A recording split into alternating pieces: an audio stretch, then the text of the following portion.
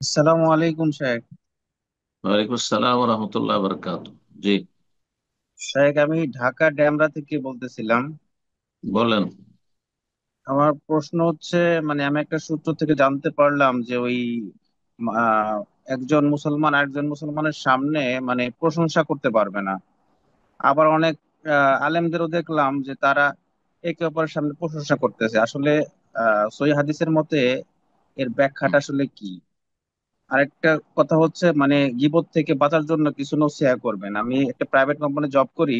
ওইখানে আমার সামনে অনেকে অনেকের সম্পর্কে হাসাহাসি ঠাট্টা করে বা অনেক হুম, ব্যাপারে তাদের সম্পর্কে আলোচনা করে। যদি একটু নসিহা করতেন অনেক উপকার হতো। আসসালামু আলাইকুম।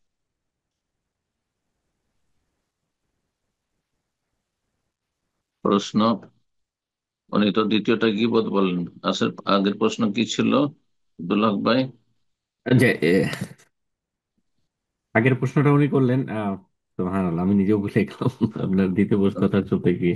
মনে কি ছিল? আচ্ছা, আমি ওনাকে আনমিউট করতেছি। ওনার প্রথম প্রশ্নটা হ্যাঁ, হ্যাঁ, আপনি শুরুটা একটু একটা বলে করে দেন। প্রশ্ন করবে, দুটো কথা বলবেন, দুটো কথা জি বলে দ্বিতীয় শুনতে গেলে তখন ওইদিকে চলে স্যার, যায়। আমার প্রথম প্রথম প্রশ্ন হচ্ছে, একজন মুসলমান আরেকজন মুসলমানের প্রশংসা সামনা।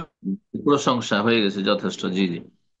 একজন মুসলিম আরেকজন মুসলিমের, মানুষ মুসলিম শুধু না, মানুষ বলেন, অমুসলিমেরও প্রশংসা করা যেতে পারে। পার্থিব ক্ষেত্রে চরিত্র যদি ভালো থাকে তো চরিত্র প্রশ্ন করে বা প্রশংসা করে। একজন মানুষ আর একজন মানুষের সামনে প্রশংসা করা জায়েজ না জায়েজ নয়, এই ক্ষেত্রে রাসূলুল্লাহ সাল্লাল্লাহু আলাইহি ওয়াসাল্লামের বাচনিক হাদিস রয়েছে যাতে নিষেধ করা হয়েছে। একাধিক হাদিস রয়েছে বিভিন্ন ভাষায় যাতে নিষেধ করা হয়েছে। ইজা রাআইতুল মুওয়াদ্দাহিনা ফাহসুফা আলা ওয়াজহিহি তুরাব, যদি প্রশংসাকারীকে দেখো যে তোমার মুখের সামনে প্রশংসা করছে, তাহলে তাদের, হ্যাঁ, চেহারায় ধুলি ছিটিয়ে দাও। হ্যাঁ, মাটি ছিটিয়ে দাও। মাটি ছিটিয়ে দাও মানে আসলে মাটি ছিটাবে, মারামারি করবে না, মানে নিরাশ করে দাও। যেমন আমাদের বাংলা ভাষার অলংকারে আছে, কাউকে কিছু না দিলে তুই ছাই খা বা ছাই খাবি, মানে জিরো, ঘোড়ার ডিম। ঠিক ওই রকমই মুখে মাটি ছিটিয়ে দাও মানে তার আশা পূরণ করিও না। হয়তো সে একটা আশা নিয়ে এসছে আপনার কাছে একটা বড় হাসিলের জন্য। হ্যাঁ, সে খুব প্রশংসা, অতিরঞ্জন করে প্রশংসা করছে দুনিয়ার স্বার্থে, তাহলে তার আশা পূরণ করিও না। জি। আর এক হাদিসে রয়েছে যে একজন লোক আরেকজন লোকের সামনে প্রশংসা করছে। যখন প্রশংসা করেছেন নবী সাল্লাল্লাহু আলাইহি ওয়াসাল্লাম বলে, কাতা তো অনুকা সাহেবিকা, তোমার সঙ্গীর তুমি গর্দন কেটে দিলে, মানে তার ক্ষতি করলে। তো এই হাদিসগুলিতে নিষেধ করা হয়েছে। কেন নিষেধ করা হয়েছে?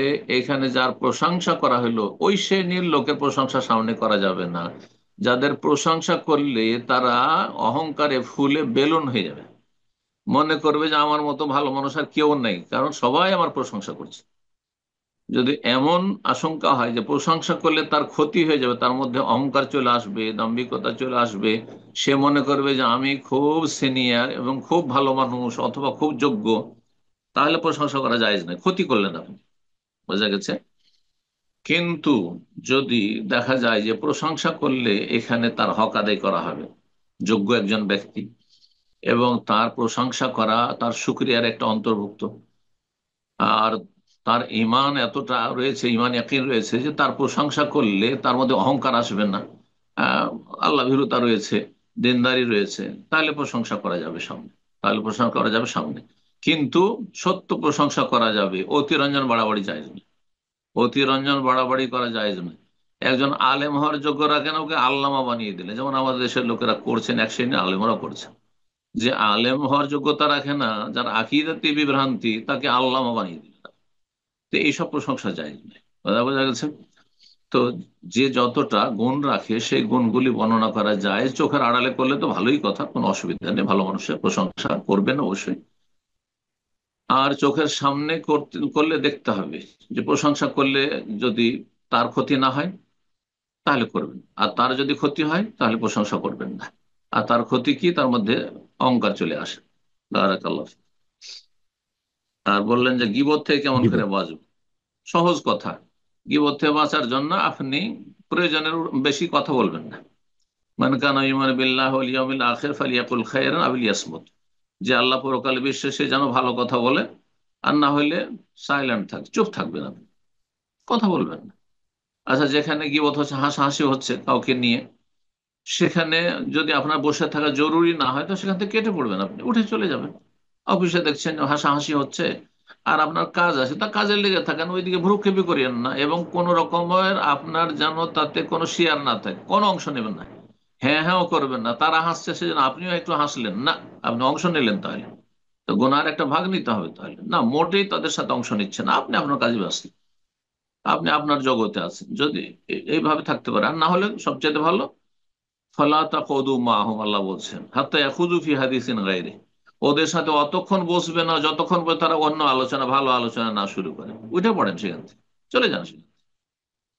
আর এর চাইতে বেশি শক্তিশালী ইমানের পরিচয় হচ্ছে আপনি ইনকারে মুনকার, অন্যায়ের প্রতিবাদ করেন, যে ভাই ওই ব্যক্তির নেই, যে ব্যক্তির নেই তার সম্পর্কে দোষ চর্চা করছেন, তাহলে সে তো তার পক্ষ থেকে ডিফেন্সও করতে পারছে না। হ্যাঁ, তো লাভটা কি? আর তার সংশোধন হচ্ছে না, তার মধ্যে সে দোষগুলি যদি না থাকে তো মিথ্যাবাদ দিচ্ছেন, সেটাও কাবিরা গুনাহ। আর দোষ যদি থাকে, তাহলে সেই ব্যক্তি সংশোধন করতো, যদি সামনে থাকতো তাহলে ও জানতেই পারলো না, তার লাভটা কি? সেটিও কাবিরা গুনাহ। গীবত দোষ আছে আর দোষ বর্ণনা করছে, এটি গীবত, এটাও কাবিরা গুনাহ। দোষ নেই অথবা তিলকে তাল করে দোষ বর্ণনা করছেন, তাহলে এটি বহতান। আর বহতান মানে মিথ্যা অপবাদ, মিথ্যা অপবাদও কাবিরা গুনাহ। সুতরাং এই ক্ষেত্রে কারো দোষ চর্চা মোটেই জায়েজ নয়, হয় মিথ্যা অপবাদ আর না হলে গীবত, দুটোই কাবিরা গুনাহ।